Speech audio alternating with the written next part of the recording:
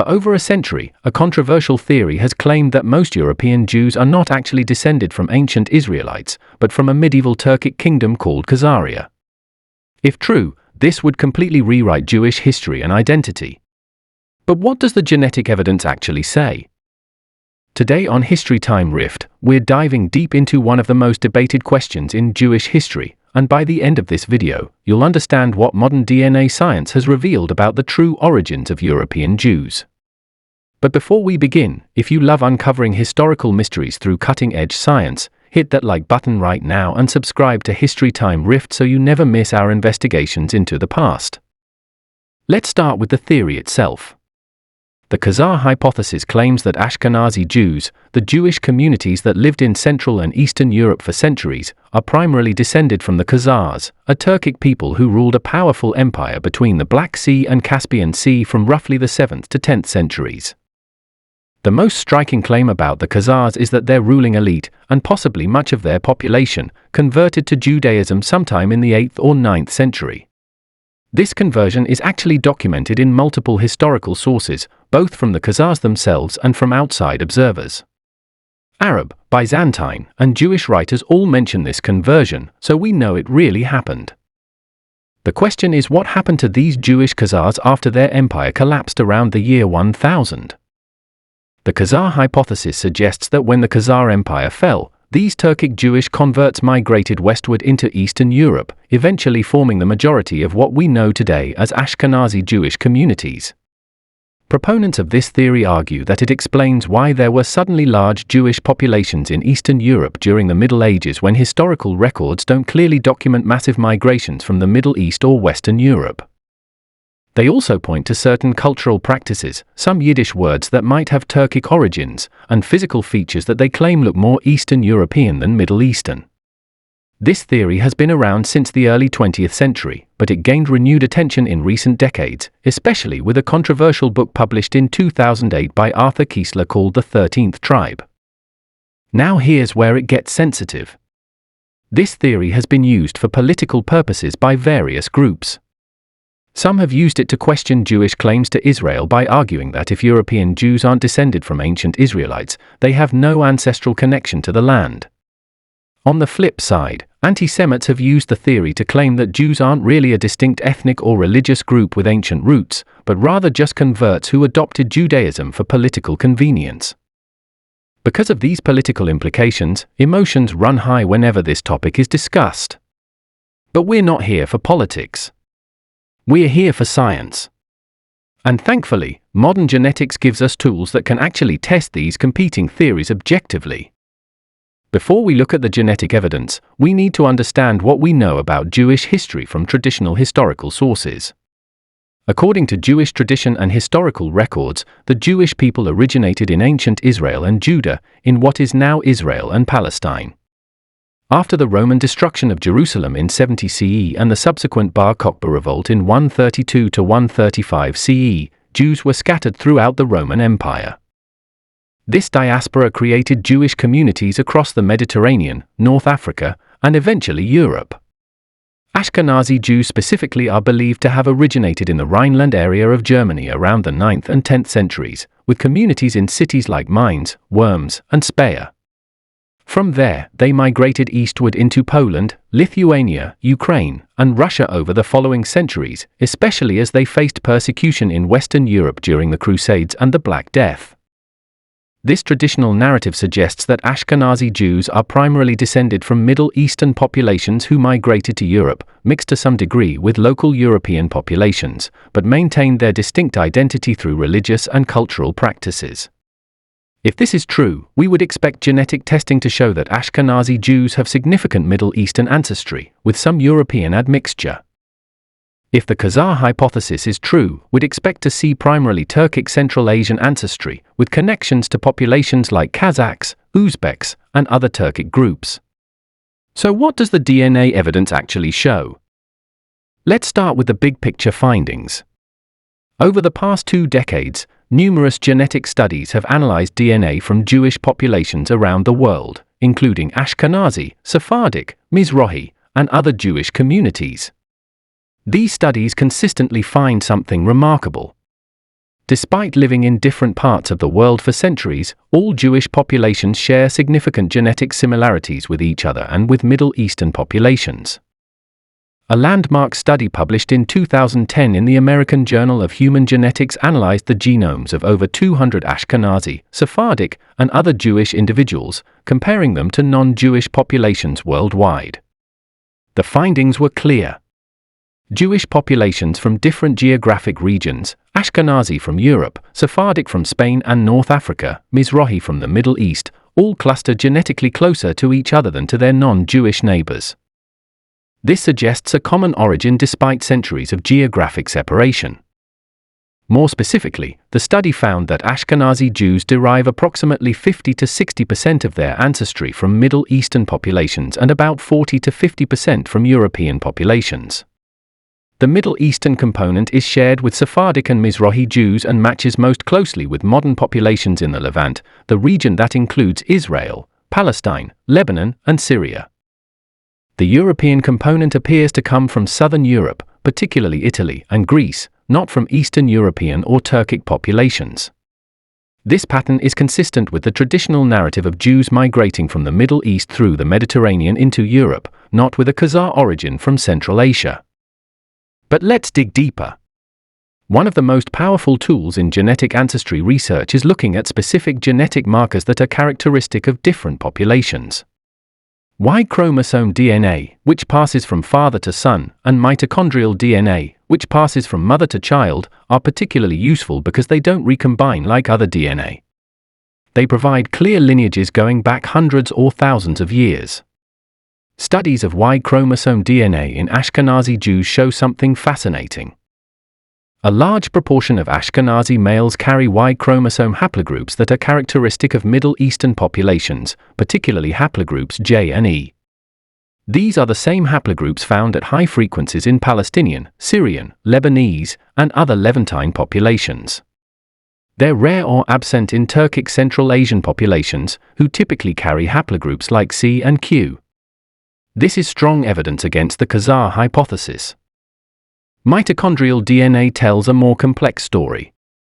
Unlike the Y-chromosome data, mitochondrial DNA in Ashkenazi Jews shows substantial European ancestry, particularly from southern Europe.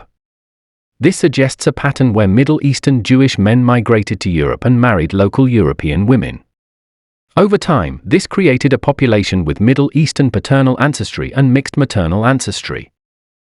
This pattern is consistent with historical records showing that Jewish communities, while maintaining strict religious boundaries, did occasionally have converts and intermarriages, and Jewish identity traditionally follows the maternal line, meaning children of Jewish mothers are considered Jewish regardless of their father's ancestry. Now let's address the Khazar connection directly. Several studies have specifically looked for genetic evidence of Khazar ancestry in Ashkenazi Jews. A 2013 study published in the journal Human Biology examined this question in detail. The researchers looked for genetic markers characteristic of Turkic populations and found essentially no significant Khazar or Turkic ancestry in Ashkenazi Jews. The genetic signature of Ashkenazi Jews is overwhelmingly Middle Eastern and Southern European, not Central Asian or Turkic. If the Khazar hypothesis were true, we would expect to see haplogroups and genetic markers common in places like Kazakhstan, Uzbekistan, and among Tatar populations. We don't. The genetic trail leads from the Middle East through the Mediterranean to Europe, not from the Caucasus and Central Asia. But what about that controversial study you might have heard about? In 2013, a geneticist named Aaron Elhake published a paper claiming to find evidence supporting the Khazar hypothesis. This study received significant media attention and is often cited by proponents of the theory. However, Elhake's study has been heavily criticized by other geneticists for serious methodological flaws. His analysis used a technique that was inappropriate for the question he was asking, and his interpretation of the results was disputed by experts in the field. Multiple subsequent studies using more rigorous methods have contradicted his findings. The scientific consensus, based on multiple independent studies using different methods, strongly supports a primarily Middle Eastern origin for Ashkenazi Jews, not a Khazar origin. Let's talk about some other genetic evidence. One particularly interesting finding comes from studying genetic diseases. Certain genetic conditions are more common in Ashkenazi Jewish populations due to founder effects, where a small ancestral population passes on specific mutations to their descendants. Diseases like Tay-Sachs, familial dysautonomia, and certain forms of breast cancer linked to BRCA mutations occur at higher rates in Ashkenazi Jews. Genetic studies of these disease-causing mutations have traced their origins. Many of these mutations arose in the Middle East or during the early period of Jewish residence in Europe. They are not found in Turkic or Central Asian populations. If Ashkenazi Jews were primarily descended from Khazars, we'd expect their disease-causing mutations to match those found in Turkic populations. They don't. Instead, they match patterns seen in Middle Eastern populations and suggest a population bottleneck consistent with a small founding population from the Middle East that grew rapidly in Europe. Another line of evidence comes from ancient DNA. In recent years, scientists have been able to extract and sequence DNA from ancient human remains, including from medieval Jewish burial sites in Europe. Analysis of this ancient DNA shows that medieval Ashkenazi Jews already carried the genetic signature we see in modern Ashkenazi populations, a mix of Middle Eastern and European ancestry with no significant Turkic component. This ancient DNA evidence is powerful because it shows the genetic makeup of Jewish populations at specific points in history, confirming that the Middle Eastern and European ancestry pattern has been stable for over 1,000 years. Now, none of this means that there was zero contact or intermarriage between Khazars and Jews. Historical records suggest that Jewish merchants and travelers did visit the Khazar Empire, and it's entirely possible that some Khazar converts to Judaism eventually made their way into European Jewish communities. But the genetic evidence clearly shows that if this happened, it was a minor contribution, not the major or dominant source of Ashkenazi ancestry. The vast majority of Ashkenazi genetic heritage traces back to the Middle East, with substantial admixture from southern European populations, not from Turkic Central Asia. Let's step back and think about what this means for our understanding of Jewish history. The genetic evidence strongly supports the traditional narrative that Jewish populations, including Ashkenazi Jews, are descended from ancient Israelites who dispersed from the Middle East. This doesn't mean they're a pure or unmixed population. Clearly, there has been significant admixture, especially with European populations. But the core genetic heritage is Middle Eastern, and all major Jewish populations, Ashkenazi, Sephardic, Mizrahi, share this common ancestry despite living apart for centuries. This is remarkable. It means that despite persecution, forced conversions, and pressure to assimilate, Jewish communities maintained enough genetic and cultural continuity to be identifiable as a distinct population with shared ancestry going back thousands of years. This also helps us understand Jewish identity in a broader sense. Jewish identity is not purely genetic. It's a combination of religion, culture, shared history, and yes, ancestry. A person can convert to Judaism and become fully Jewish without having Middle Eastern genetic ancestry. Jewish communities have always included converts. At the same time, the genetic evidence shows that most Jews do share common ancestry, making them not just a religious community but also an ethnic group with shared biological heritage. Both things are true. Genetics doesn't define who is or isn't Jewish, but it does shed light on historical questions about origins and migrations. What about the historical Khazars themselves? While they don't appear to be the ancestors of European Jews, they remain a fascinating historical mystery. What happened to the Khazar Jewish converts after their empire collapsed? Some likely assimilated into surrounding populations. Some may have maintained Jewish identity in small communities. Some possibly did migrate westward and joined existing Jewish communities, contributing a tiny genetic component. But the idea that they formed the bulk of Ashkenazi Jewry is simply not supported by the evidence. The Khazar conversion to Judaism is real history, but the Khazar hypothesis about Ashkenazi origins is a myth that modern genetics has largely debunked. It's important to understand why this myth persists despite the evidence. Part of it is genuine historical curiosity. The Khazar conversion is a dramatic and unusual event in history, and it's natural to wonder about its long-term consequences. Part of it is the appeal of contrarian theories that challenge established narratives. And unfortunately, part of it is political motivation.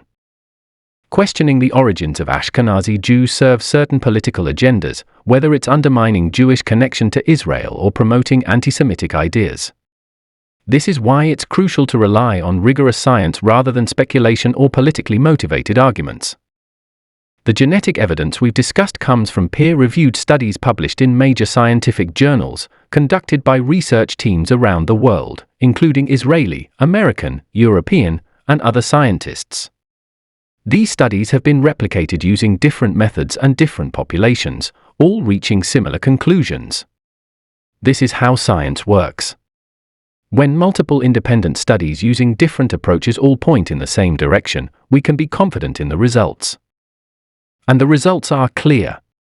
Ashkenazi Jews are primarily descended from Middle Eastern populations, with significant European admixture, not from Turkic Khazars. Before we wrap up, let's talk about what this research means for the future. The field of population genetics is rapidly advancing.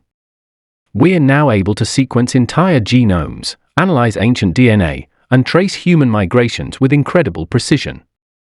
These tools are being used to answer long-standing historical questions about origins, migrations, and interactions between populations. In the case of Jewish populations, genetics has provided clarity where historical records were incomplete. As technology continues to improve, we'll learn even more about the detailed history of how different Jewish communities formed, migrated, and evolved. We're living in an incredible time where science can actually test historical hypotheses and reveal the truth about our past. So if you've made it this far, you're clearly someone who values evidence-based understanding of history. Drop a comment below and let us know, were you familiar with the Khazar hypothesis before watching this video, and what do you think about how genetics can help us understand historical questions? We love hearing from our community, and your comments help this video reach more people who are curious about real history backed by real science. And if you found this investigation valuable, please share this video. Share it with anyone who's ever wondered about the origins of European Jews or anyone interested in how DNA can illuminate the past. Knowledge like this is too important not to spread. Let me leave you with one final thought. The question of Jewish origins is just one example of how genetics is revolutionizing our understanding of human history. Similar studies are being done on populations all over the world, revealing migrations, mixtures, and connections that were previously unknown. Every population on Earth has a complex history of movements and mixing. No population is pure or unchanging. We're all products of countless migrations and interactions stretching back thousands of years. Genetics doesn't divide us into separate races or prove anyone's superiority. Instead, it shows us how interconnected we all are, how much we share despite our differences, and how the human story is one of constant movement, adaptation, and mixing. That's the real lesson here. Not that one group is pure or another is mixed, but that we're all part of the same grand human story, connected in ways we're only beginning to understand.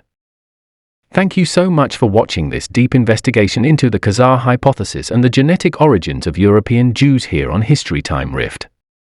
If this video gave you a clearer understanding of a complex and often politicized topic, make sure you're subscribed and hit that notification bell so you don't miss our next science-based exploration of historical mysteries. We're committed to bringing you accurate, evidence-based history, even when it challenges popular myths. And remember, the truth is always more interesting than fiction.